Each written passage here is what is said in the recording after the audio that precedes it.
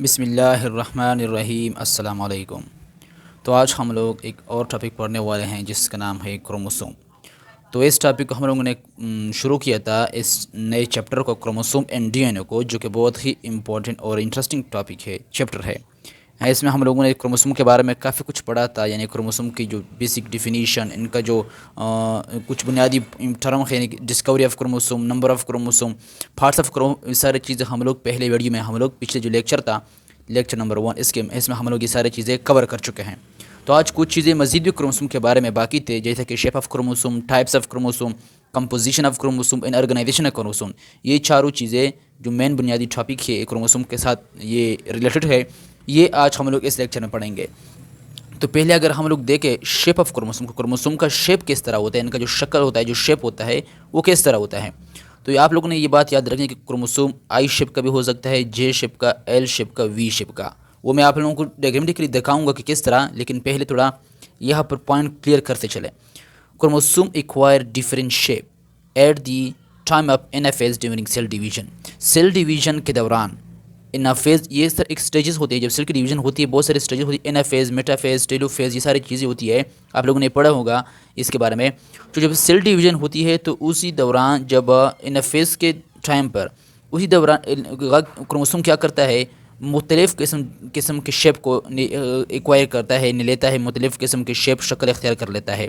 वो डिपेंड करता है इसके स्पाइंडल फाइबर के, जब इसके साथ अटैच हो जाती है, इनके सेंट्रोमियर के साथ जब स्पिंडल फाइबर अटैच हो जाती है सेल डिवीजन के दौरान, तो वो जब उसको खींचता है तो उस दौरान मुख्तलिफ़ किस्म का शक्ल इख्तियार कर लेता है। यह आपको मैं नीचे दिखाऊंगा। Shape of chromosome depend upon location of centromere. ये सारा किस पर डिपेंड करता है, क्रोमोसोम का जो शेप है वो डिपेंड करता है किसके, सेंट्रोमियर के लोकेशन पर, कि इनका सेंट्रोमियर कहाँ पर लोकेटेड है, कहाँ पर मौजूद है, सेंटर में है, अवे फ्रॉम द सेंटर है, नियर टू द एंड है, या एट द एंड है, कहाँ पर मौजूद है इसका सेंट्रोमियर। ये सब इसी पर डिपेंड करता है। अब इस सेंट्रोमियर की बुनियाद पर, क्रोमोसोम के कुछ टाइप्स है, यहाँ पर कुछ है, क्रोमोसोम के कुछ टाइप्स है, ये किसकी बुनियाद, on the basis of location of centromere. अब पहला टाइप कौन सा है, मेटासेंट्रिक। मेटासेंट्रिक ये कौन से क्रोमोसोम होते हैं, दूसरे chromosome whose centromere located at the centre, यानी वो क्रोमोसोम जिसका सेंट्रोमियर बिल्कुल सेंटर में होता है, वो मेटासेंट्रिक क्रोमोसोम कहलाते हैं, मेटासेंट्रिक। तो यहाँ पर अगर आप लोग देख लेंगे क्या, एक क्रोमोसोम है, इनका जो सेंट्रोमियर है ये क्या है, ये सेंट्रोमियर है, ये बिल्कुल इनके सेंटर में है। तो इस क्रोमोसोम को मैं नाम दूंगा मेटासेंट्रिक क्रोमोसोम। और जब ये मेटासेंट्रिक क्रोमोसोम कौन सा शेप एक्वायर करेगा, कौन सा शेप इख्तियार करेगा सेल डिवीजन के दौरान, ये वी शेप एक्वायर करेगा, अडॉप्ट करेगा, जब इसके साथ स्पिंडल फाइबर अटैच होंगे सेल डिवीजन के दौरान। तो ये क्रोमोसोम चूंकि इनका सेंट्रोमियर बिल्कुल क्या है, सेंटर में है, तो इस दौरान जब इसको खींचेगा, यहाँ से इनको जब खींचेगा ये स्पिंडल फाइबर, तो वो वी शेप, इस तरह का शेप इख्तियार करेगा, एक्वायर करेगा, यानी अडॉप्ट करेगा। अब क्या है, सेंट्रोमियर मैंने आप लोगों को पढ़ाया भी था, इनके जो पार्ट्स है क्रोमोसोम में, क्रोमोसोम का यहाँ पर जो पूर्ण सेंटर में होता है ये सेंट्रोमियर कहलाता है, जिसको हम लोग प्राइमरी कंस्ट्रक्शन का नाम भी दे देते हैं, प्राइमरी कंस्ट्रक्शन का नाम भी दिया था हम लोगों ने, यानी ये भी हम लोग कह सकते हैं। ये यहाँ पर जो आम होते हैं क्रोमोसोम के, इसको हम लोग कहते हैं क्रोमाटिड्स। ये भी क्रोमाटिड है, ये भी क्रोमाटिड, ये सारे क्रोमाटिड है। यहाँ पर इनका जो लास्ट एंड पर जो पोर्शन होता है कहलाता है टेलोमियर्स, टेलोमियर होते हैं। यहाँ पर क्रोमाटिड के बिल्कुल एंड पर, यहाँ पर एक दूसरा union of point of union होता है, ये क्या कहलाता है, सेकेंडरी कंस्ट्रक्शन, जिसको हम दूसरा नाम भी दे सकते हैं न्यूक्लियर ऑर्गेनाइजर। इनके ऊपर क्या होता है, यहाँ पर एक नॉब लाइक स्ट्रक्चर होता है, जिसको हम लोगों ने नाम दिया था सेटेलाइट। सेटेलाइट के अंदर एक जंग डीएनए, तो यहाँ पर क्या होती है, सेटेलाइट के अंदर जंग डीएनए मौजूद होती है, जिसको हम लोग कहते हैं ये जंग डीएनए एक यूजलेस डीएनए होती है, इसका कोई प्रॉपर फंक्शन नहीं होता। अच्छा, ये सारे पार्ट्स ऑफ क्रोमोसोम है, जिसको हम लोगों ने पिछले लेक्चर में सब कुछ ये क्लियर किया था। तो ये मेटासेंट्रिक था, जिसका सेंट्रोमियर बिल्कुल सेंटर में मौजूद होता है इस क्रोमोसोम का। अब दूसरा है सब मेटासेंट्रिक। सब मेटासेंट्रिक कौन से क्रोमोसोम होते हैं, दूसरे chromosome who centromere located slightly away from the centre, यानी वो क्रोमोसोम जिसका जो सेंट्रोमियर है वो स्लाइटली अवे होता है सेंटर से, इनके बिल्कुल सेंटर से बिल्कुल थोड़ा सा दूर होता है। पर मैं कहता हूँ कि ये इनका सेंटर है, ये तो सेंटर से थोड़ा सा क्या है, ये स्लाइटली यानी अवे है, थोड़ा सा दूर है इनका सेंट्रोमियर। तो इस किस्म के क्रोमोसोम को हम लोग कहते हैं सब मेटासेंट्रिक क्रोमोसोम। अब जब ये सब मेटासेंट्रिक क्रोमोसोम सेल डिवीजन के दौरान जब इस पर स्पाइनल फाइबर अटैच होंगे तो जब इनको खींचेगा तो ये कौन सा शेप एक्वायर करेगा, ये एल शेप एक्वायर आप लोगों को दिखाई दे रहा होगा। ये एल शेप एक्वायर करता है जब सेल की डिवीजन होती है उस दौरान जब ये स्पाइनल फाइबर इसको खींचता है। अब नेक्स्ट है एक्रोसेंट्रिक कौन से क्रोमोसोम होते हैं, वो क्रोमोसोम होते हैं एक्रोसेंट्रिक जिसका सेंट्रोमियर बिल्कुल लोकेटेड होता है, मौजूद होता है नियर द एंड, बिल्कुल एंड के करीब, इनका जो लास्ट एंड होता है उसके करीब। ये आप लोगों को दिखाई दे रहा होगा, इसका जो सेंट्रोमियर है ये एंड के बिल्कुल करीब मौजूद होता है, इसलिए इसको कहते हैं एक्रोसेंट्रिक क्रोमोसोम। जो लास्ट क्रोमोसोम होते हैं इनका जो टाइप है वो है टेलोसेंट्रिक। टेलोसेंट्रिक क्या है ये आप लोग इस तरह भी याद रख सकते हैं, यानी बिल्कुल इनका जो क्रोमोसोम है बिल्कुल टेल पर, यानी जो टेल होते हैं दुम होते हैं वो वहाँ पर मौजूद होती है, याद रखने के लिए मैं बता रहा हूँ। तो टेलोसेंट्रिक क्रोमोसोम वो क्रोमोसोम होते हैं जिसका सेंट्रोमियर बिल्कुल एट द एंड पर लोकेटेड होता है, उनके लास्ट एंड पर, इनके एंड पर आखिरी हिस्से पर मौजूद होता है।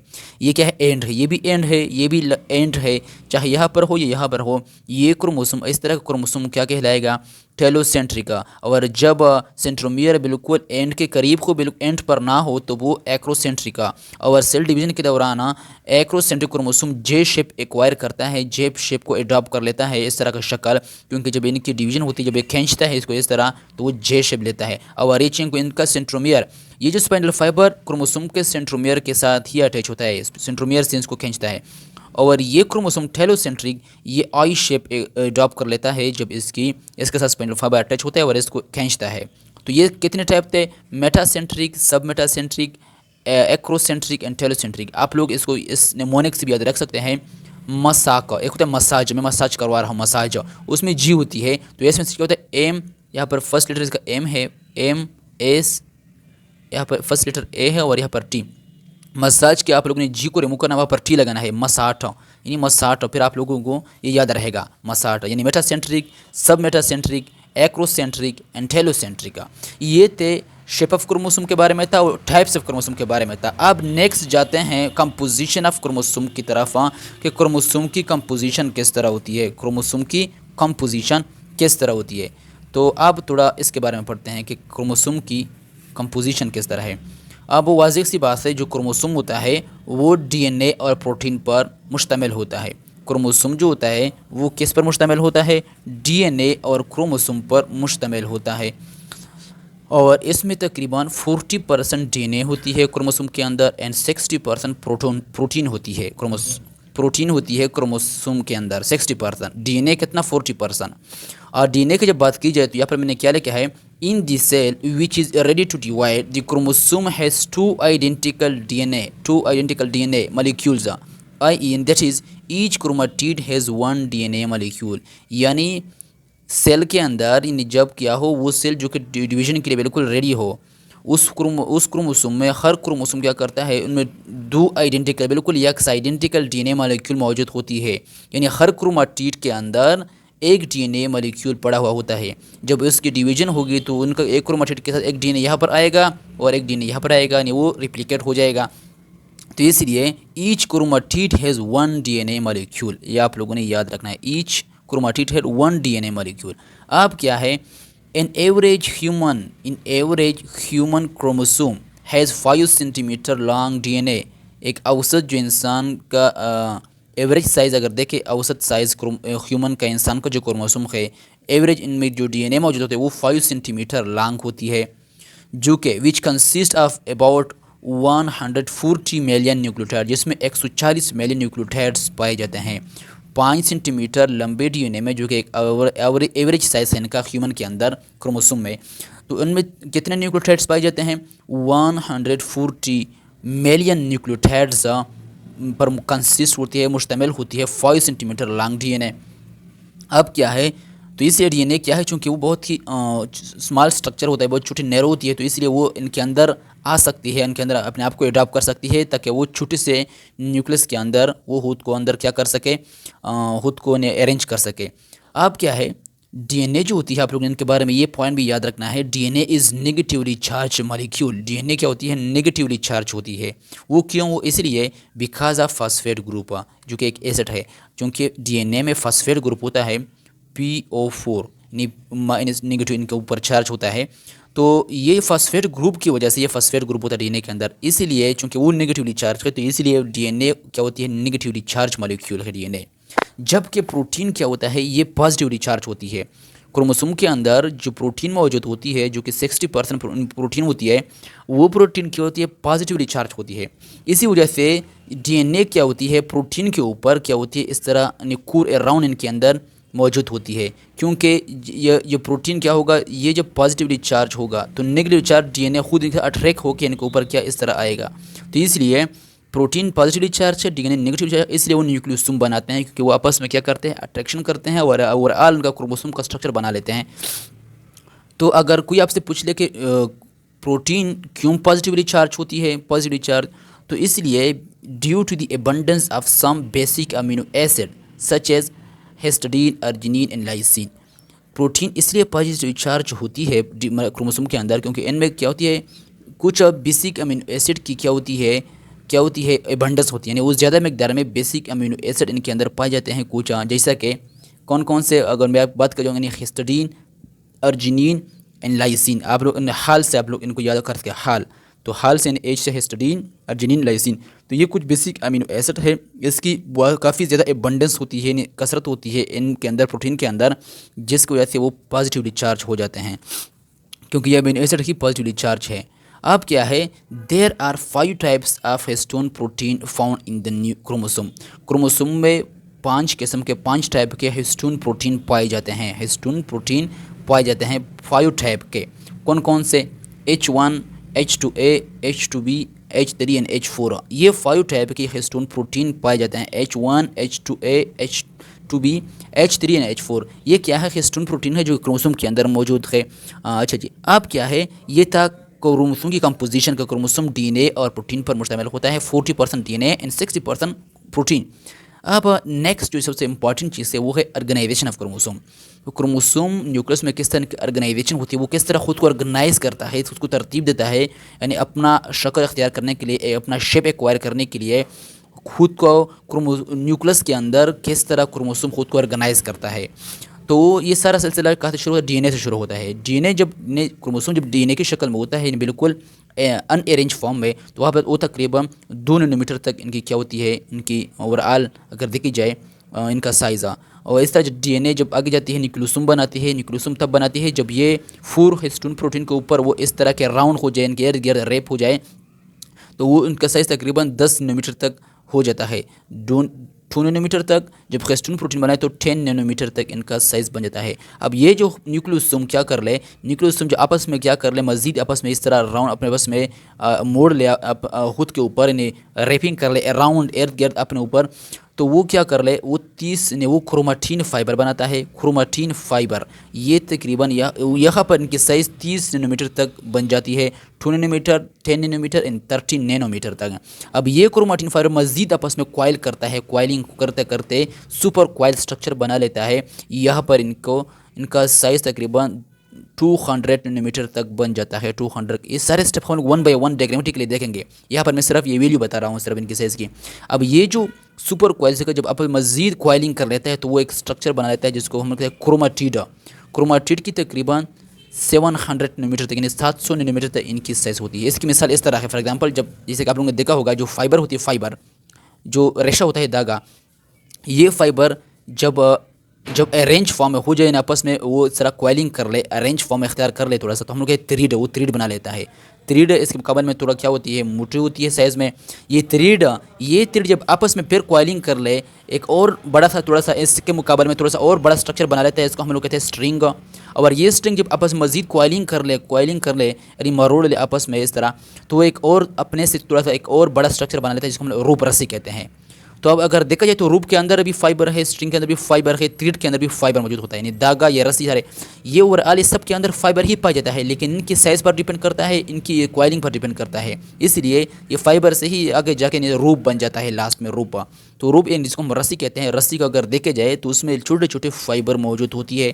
तो इस तरह का ऑर्गेनाइजेशन क्रोमोसोम का भी होता है। अब जाके इनका ओवरऑल डायग्राम देखते हैं कि किस तरह।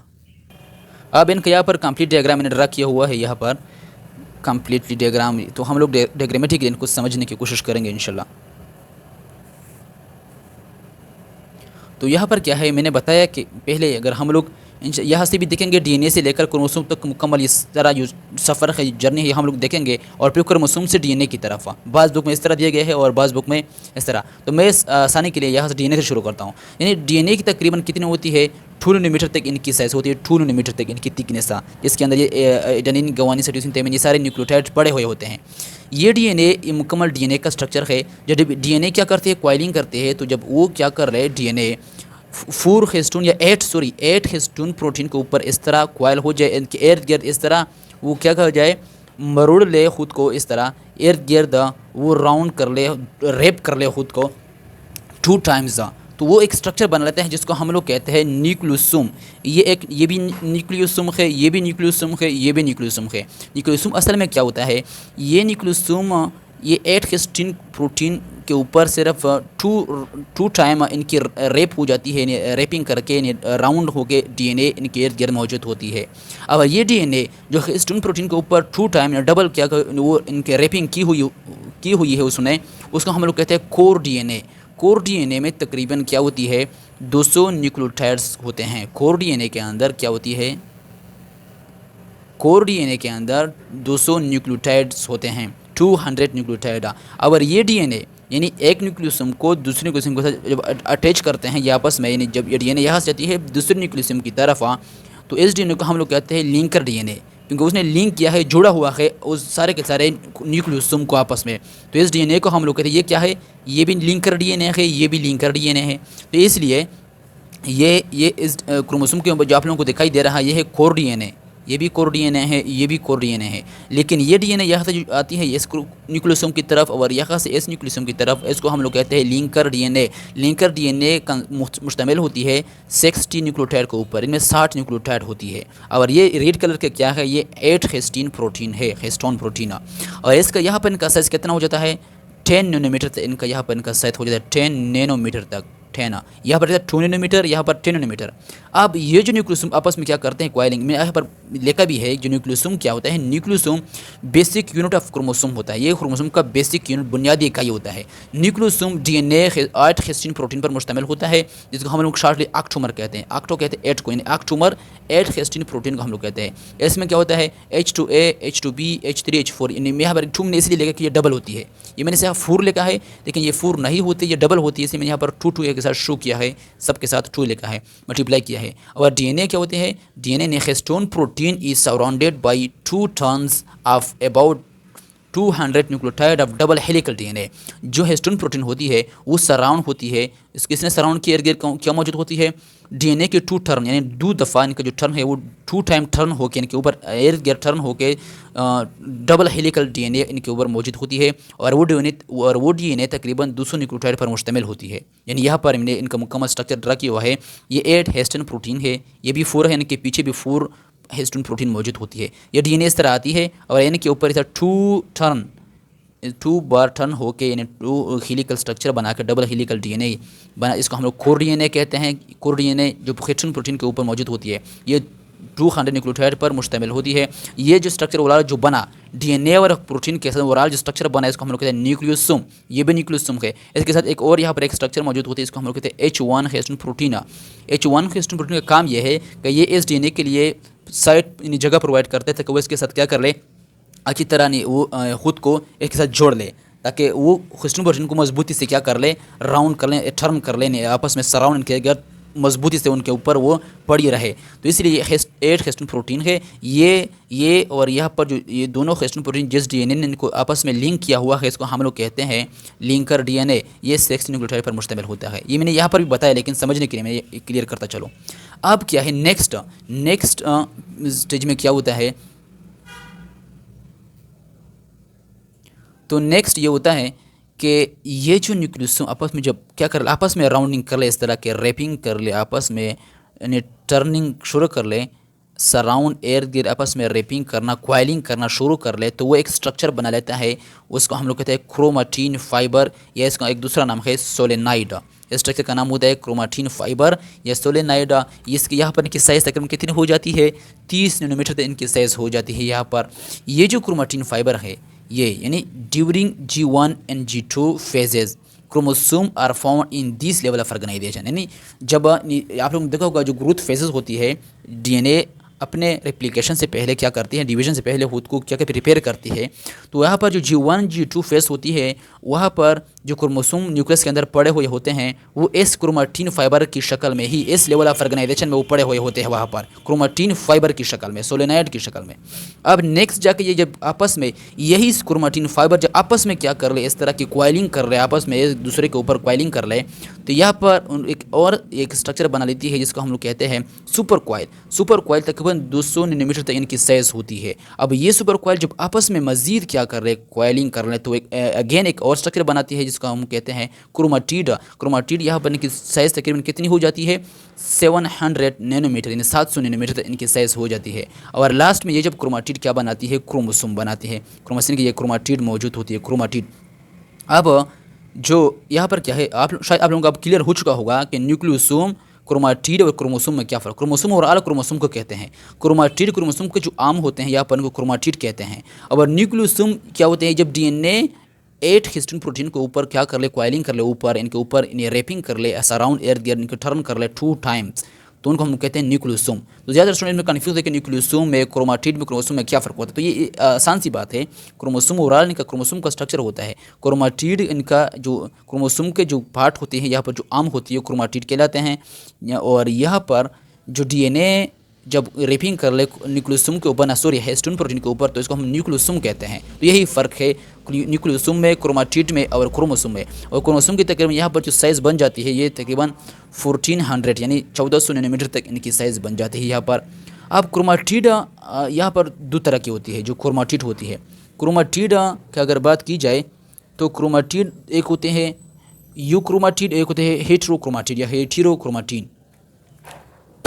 मैं यहाँ पर बात कर रहा हूँ क्रोमेटिन की। तो ये सॉरी ये क्या है, क्रोमेटिन है, क्रोमेटिड नहीं है। सॉरी ये क्या है, क्रोमेटिन। तो क्रोमेटिन एक है हेटेरोक्रोमेटिन या हेटेरोक्रोमेटिन और दूसरा है यूक्रोमेटिन। ये जो हेटेरोक्रोमेटिन होती है, they are highly condensed dark portion of chromosome.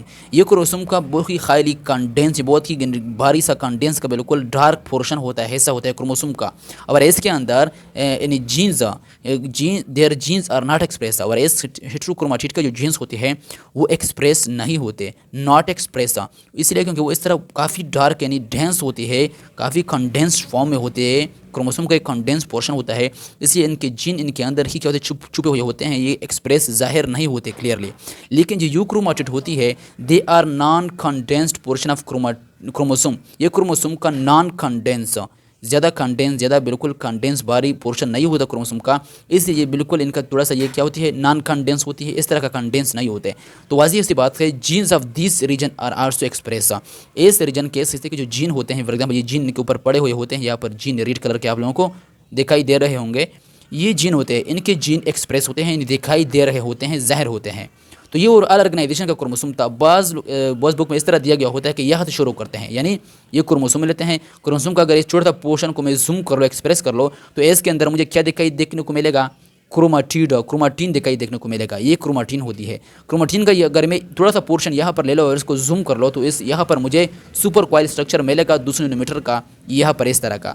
अब जब मैं इसको मज़ीद यहाँ पर एक पोर्शन यानी ये क्या कर लो, इसको जूम कर लो, यानी कि मैं दिखाऊँ इसको अलग कर लो, तो मुझे क्रोमेटिन फाइबर मिलेगा, क्रोमेटिन। अच्छा जी, तो ये था क्रोमेटिड, क्रोमेटिन, ये क्रोमेटिन फाइबर था जो मैंने बताया कि ये यूक्रोमेटिन में हो सकता है, हेटेरोक्रोमेटिन में होता है। तो क्रोमेटिन फाइबर, सुपर कॉइल, ये सॉरी क्रोमेटिड ही है, क्रोमेटिड ठीक नहीं है। अच्छा जी, अब जब इसको मैं मज़ीद क्या करूँगा, मैं जब जूम करूँगा फिर इस पोर्शन को, तो यहाँ पर मुझे इस तरह का न्यूक्लियोसोम दिखाई देखने को मिलेगा। न्यूक्लियोसोम में मुझे डीएनए भी मिलेगा, 8 हिस्टोन प्रोटीन भी देखने मिलेगा। जब इससे मैं डीएनए को अलग कर लो, तो डीएनए का मुझे अलग सा स्ट्रक्चर मिलेगा। ये डीएनए जो कि 2 नैनोमीटर तक होती है इनकी साइज़। ये डीएनए मज़ीद क्या होती है, बहुत सारे एडेनिन, गुआनिन, साइटोसिन पर बहुत सारे न्यूक्लियोटाइड्स पर नाइट्रोजन बेसिस पर मुश्तमिल होती है। इन फॉस्फेट ग्रुप भी होता है यहाँ पर। तो ये डीएनए का ओवरऑल हम लोग इंशाल्लाह मुकम्मल स्ट्रक्चर डिस्कस करेंगे कि डीएनए का कंप्लीट स्ट्रक्चर क्या है डीएनए का। तो ये था ओवरऑल क्या था, ऑर्गेनाइजेशन ऑफ क्रोमोसोम, इसके बारे में। तो उम्मीद करता हूँ कि आप लोगों को ये कंप्लीट लेक्चर समझ में आ चुका होगा। तो आज के लिए इतने काफ़ी है। अल्लाह हाफिज़।